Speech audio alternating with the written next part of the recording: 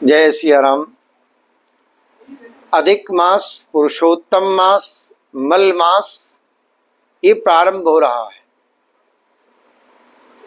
हर 3 वर्ष के बाद में ये महीना आता है। सौर वर्ष 365 दिन 6 घंटे का और चंद्र वर्ष 354 दिन का होता है। 11 दिन उसमें 20 का अंतर है, तो 3 वर्ष में वो 33 दिन हो जाता है। वही हर तीसरे साल में अधिक मास के नाम से जाना जाता है। इस बार का अधिक मास 16 तारीख की मध्य रात्रि के बाद 1:30 अर्थात 17 मई से 15 जून तक रहेगा। ज्येष्ठ माह में अधिक मास लगा है, गर्मी बढ़ेगी। कोई भी मांगलिक कार्य नहीं करना चाहिए, चाहे वो मुंडन हो, चाहे वो विवाह हो, चाहे वो गृह प्रवेश हो या घर निर्माण की पूजा हो, सब नहीं करना चाहिए। लेकिन यदि कोई पूजा पहले चल रही है तो आप कर सकते हैं। इसमें बड़े बदलाव होंगे। जैसे 17 तारीख की शाम को शनि रेवती नक्षत्र में प्रवेश करेंगे। अभी उत्तर भाद्रपद के चतुर्थ पाद में चल रहे हैं।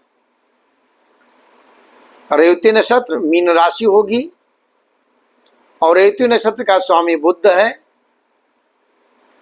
शनि पर प्रारंभ की 7:30 चल रही है। तो अधिक मास में शनिदेव मेष राशि पर क्या प्रभाव डालेंगे, आइए जान लेते हैं। शनिदेव कर्म फल दाता है, मीन राशि में गोचर कर रहे हैं। 17 मई को रेवती नक्षत्र में गोचर करेंगे और रेवती नक्षत्र का स्वामी बुध है। शनि बुध में मित्रता है। बुध जो है शेयर बाजार, क्रूड ऑयल, व्यावसायिक क्षेत्रों में बड़े बदलाव देखने को मिलेगा। इस नक्षत्र में शनि के प्रभाव से लोगों में बुद्धि विवेक का सही उपयोग करके धैर्य पूर्वक निर्णय लेने की क्षमता का विकास होगा। मेष, तुला, मकर राशि वालों के जीवन में अनुकूल बदलाव आएंगे। रुके हुए कार्य में प्रगति होगी, आर्थिक लाभ होगा, करियर में स्थिरता मिलने की संभावना है। मीन, मेष, कर्क, कुंभ राशि के जातक को इस अवधि में सतर्क भी रहना है। धन के मामले में दबाव, कार्य क्षेत्र में कुछ चुनौतियों का सामना करना पड़ेगा। मानसिक तनाव से बचने के लिए आपको महत्वपूर्ण कार्यों में सोच समझकर निर्णय लेना चाहिए।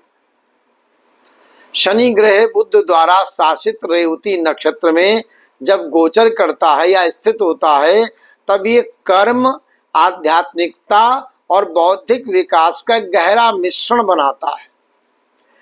रेवती नक्षत्र सभी 27 नक्षत्रों में अंतिम है, जो मोक्ष और आध्यात्मिक परिवर्तन का प्रतीक है। शनि यहाँ व्यक्ति को भौतिक मोह माया से निकाल कर आध्यात्मिक आंतरिक शांति की ओर ले जाते हैं और ऐसे किसी महापुरुष से परिचय करा देते हैं। रेवती का स्वामी ग्रह बुध है। शनि और बुध के प्रभाव से जातक अपनी बुद्धि, तर्क, कठोर अनुशासन के बल पर सफलता प्राप्त करता है। शनि कर्मठता का कारक है। रेवती नक्षत्र में इसके प्रभाव से करियर में, व्यापार में शुरुआत में तो कुछ विलंब होगा, रुकावटें आएंगी, ऐसा महसूस होगा, लेकिन बाद में मिलने वाला जो परिणाम है बहुत स्थायी और मजबूत होगा। तो इस नक्षत्र में शनि के प्रभाव से व्यक्ति के स्वभाव में दया, न्यायप्रियता, दूसरों की मदद करने की भावना उत्पन्न हो जाती है। शनिवार के दिन शनिदेव के बीज मंत्र ओम शम शनिश्चराय नमः का जप करिए। आज शनि जयंती भी है और आज के दिन वट सावित्री पूजा भी है। पीपल के पेड़ के नीचे सरसों के तेल का दीपक जलाएं और बुध ग्रह के प्रभाव को बैलेंस करने के लिए बुधवार के दिन भगवान गणेश की पूजा करें, हरी वस्तु का दान करें। अच्छा, मेष राशि पर अधिक मास में शनि का प्रभाव धैर्य, अतिरिक्त खर्चों पर नियंत्रण, आत्मचिंतन के रूप में देखने को मिलेगा।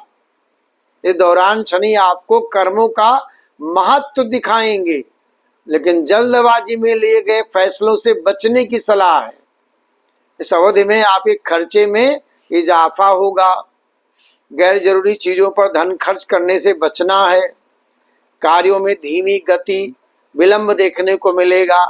स्वभाव में थोड़ा चिड़चिड़ापन आएगा। सिर दर्द, थकान, मौसमी समस्याओं से बचने के लिए खान पान सही रखें। योग को दिनचर्या में शामिल कर लें तो अधिक मास में किए गए दान पुण्य, आध्यात्मिक कार्यों का फल कई गुना बढ़ जाता है। एक माला ओम सम सरस्वराय नमः का जरूर जप करिए। ये मेष राशि के लिए बता रहे हैं। शनिवार की शाम पीपल के पेड़ के नीचे सरसों के तेल का दीपक जलाएं।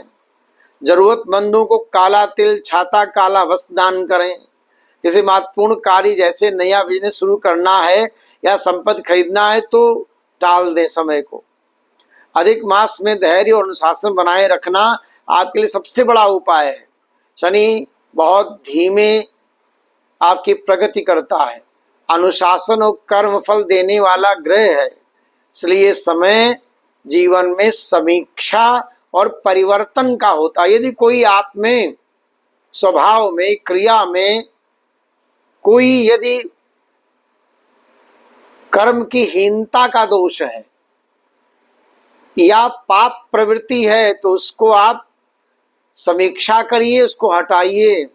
पुराने कार्यों का हिसाब सामने आ जाएगा। पिछले जन्मों का भी, जो लोग पिछले जन्म में आप उनके कर्जदार हैं किसी भी तरह की, तो वो सामने आ सकते हैं, आ जाएंगे।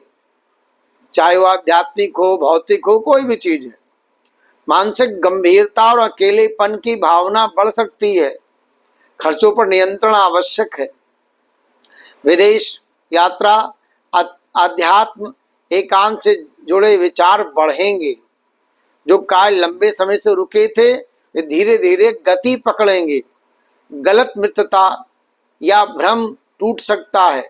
नौकरी व्यवसाय में धैर्य की परीक्षा होगी। स्वास्थ्य की बात करें तो पैरों में, नसों में थकान, नसों में दर्द, थकान और नींद से जुड़ी समस्या हो सकती है। तो मेष राशि वालों की कुंडली में शनि यदि शुभ है, शुभ स्थिति में है तो आध्यात्मिक उन्नति, विदेश से लाभ, गहरा ज्ञान और जीवन में स्थिरता भी दे सकता है। लेकिन यदि अशुभ है तो तनाव, आर्थिक दबाव, संबंधों में दूरी, आत्मविश्वास में कमी महसूस होगा। तो इस समय आपको क्या करना है? शनि के मंत्रों का जाप करना है, हनुमान चालीसा का पाठ करना है, काला तिल और उड़द का दान करना है, अनुशासन और सत्य का पालन करना है, क्योंकि शनि सबसे अधिक कर्म को ही देखते हैं। तेरा कर्म ही तेरा ज्ञान है। तू अपना कर्म कमा, खुद अपना ज्ञान जगा। जो बीत गया वो कल है तेरा, हर पल ज्ञान जगा। तू अपना कर्म कमा। ये कर्म ही आपको जीवन में व्यवस्था देंगे, सिस्टमेटिक बनाएंगे, ऑर्गेनाइज्ड करेंगे, आपके मन को बैलेंस करेंगे। कुंडली में 12 भाव हैं, एक एक भाव से करोड़ों चीजें देखी जाती हैं। और शनि क्या करते हैं? आपके पिछले जन्म, आपके इस जन्म के कर्म को वो देखकर समयानुसार उसका फल देते हैं। इसलिए अपने कर्म को बेहतर करना है। अपनी मन से, अपनी वाणी से, अपनी क्रिया से, अपने व्यवहार से किसी को किसी भी तरह का कष्ट नहीं देना है। और मेष राशि पर प्रारंभ में शनि के 7.5 प्रारंभ है, 30 मार्च 2025 से प्रारंभ है। बहुत सावधान रहना है। पैरों में दिक्कतें बढ़ेंगी, घुटनों में दिक्कतें बढ़ेंगी, और शारीरिक तमाम तरह की बाधाएं होंगी, उन बाधाओं को दूर करने के लिए एक माला ओम शम शनश्चराय नमः का जप करना है। आपको हमारा ये वीडियो अच्छा लगा तो आप इस वीडियो को आगे बढ़ाइए और लोगों से शेयर कराइए और सब्सक्राइब कराइए, जिससे और लोगों को ग्रह से संबंधित तमाम तरह के ज्ञान मिलता रहे। जय सिया राम।